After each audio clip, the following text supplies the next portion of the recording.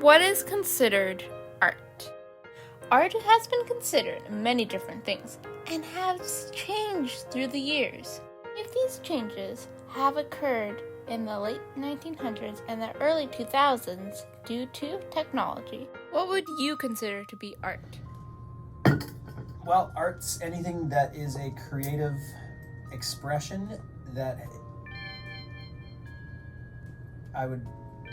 that's a pretty common question. What's the difference between art and craft? I would say that they both hold the same level of value, but craft is something that you are trying to reproduce multiple times with similar results. The first use of the term digital art was used in the 1980s. This term, at the time, was used to describe Aaron, a machine that could create its own paintings.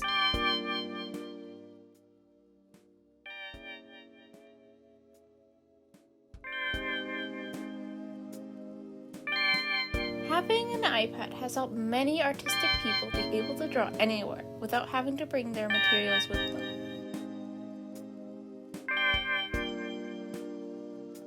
The digital art medium makes it easier to fix mistakes in your art.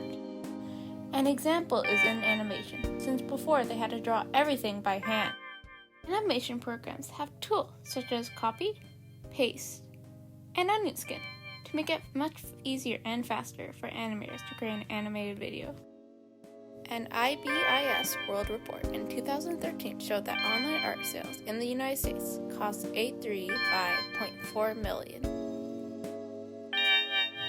Technology has allowed for artists to sell their art to a wider audience and to do it independently.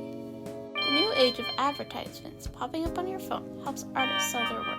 It also allows for customers to know when the artist has a new product. Even though there is a great deal of benefits from technology, there is still the question if we should be moving for more technologically created art instead of sticking with the art made by hand. A study in 2019 by the City of Art Education showed that 52.2% of artists want to acquire the knowledge of how to teach digital art effectively. However, 21.1% say they would be able to teach a class about digital art.